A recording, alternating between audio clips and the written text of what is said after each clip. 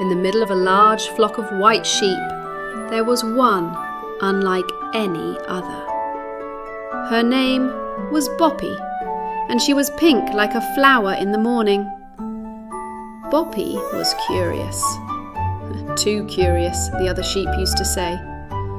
While the flock grazed peacefully, she loved to look beyond the hills, wondering what might be out there.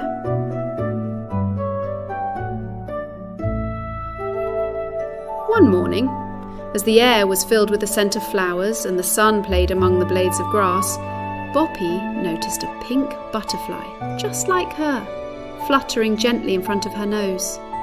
It came close, brushed her muzzle, and then, with a tiny leap, Boppy began to follow it, intrigued by those light and mysterious movements. The butterfly drifted slowly away, beyond the flowers, among the rocks, until the murmur of the flock became a distant memory.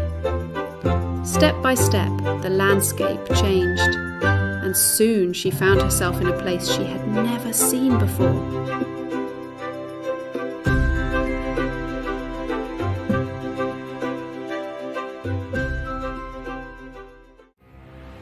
The flock was gone.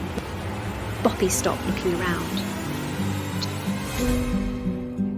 To the right, only stones and thorny bushes. To the left, the wind caressed the dry grass. The sun was still warm, but inside her a small shiver grew. She took a few uncertain steps, as if the path could reveal itself, but every direction looked the same. At last, she let herself fall next to a smooth rock, her gaze lowering, heavy with questions.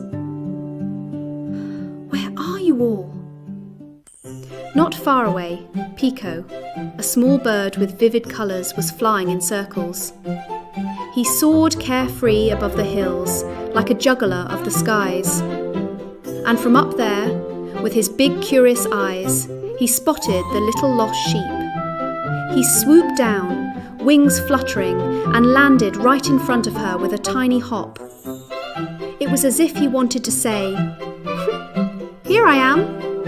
Look who you've met."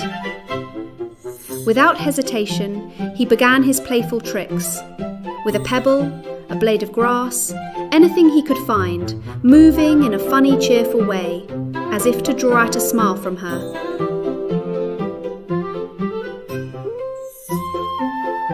Then he stopped, looked at her with eyes full of light, and with a little bow seemed to say, "You are not alone.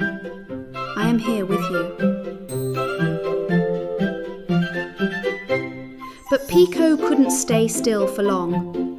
He spread his wings again, and with a determined flight, disappeared among the clouds, intent on finding the flock for her. The surprises for Boppy were not over. Soon dark clouds driven by the wind wrapped the canyon. In an instant, heavy rain began to fall, thunder rolling across the rocks. Boppy tried to run, as if she could escape the storm, but quickly realised there was no shelter. Panting and shivering, she hid under a tree, hoping it would protect her. But the rain poured harder, and the wind howled through the branches like an angry wolf. Once again, the little sheep felt truly alone and defenceless. Then, through the flashes of lightning, a large shape appeared on the horizon. It was Bruno, a mighty bear, yet with calm and kind eyes. He approached slowly. Despite his size, his eyes radiated protection, and Boppy understood at once he was no enemy. With a firm gesture, the bear beckoned her to follow.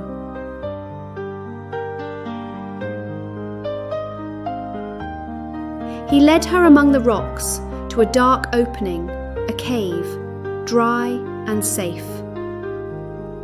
Finally sheltered from the storm, Boppy shook the water off her fleece and looked at her new companion with gratitude. Next day, Boppy stepped out of the cave with Bruno. The storm had passed.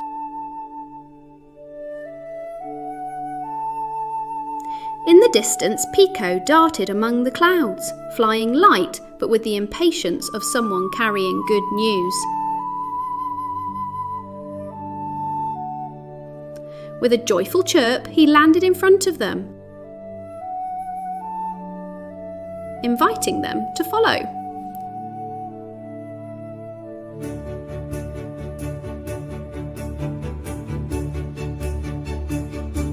They walked a long way, first across barren land, then through meadows, greener and richer with every step. Time passed, and with it grew the hope of finding the way home.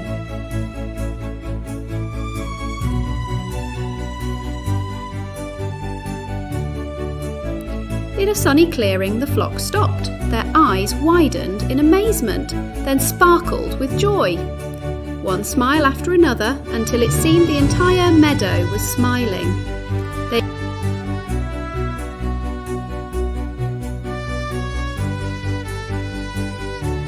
exchanged one last look, a sincere smile, a small nod of understanding. Then Boppy slowly moved forward, while Bruno and Pico followed her with their gaze touched.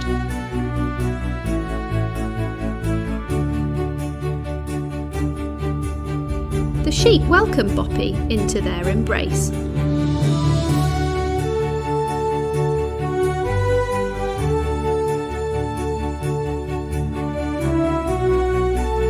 And from that day on, Boppy never stopped looking beyond the hills, but she knew she was no longer alone.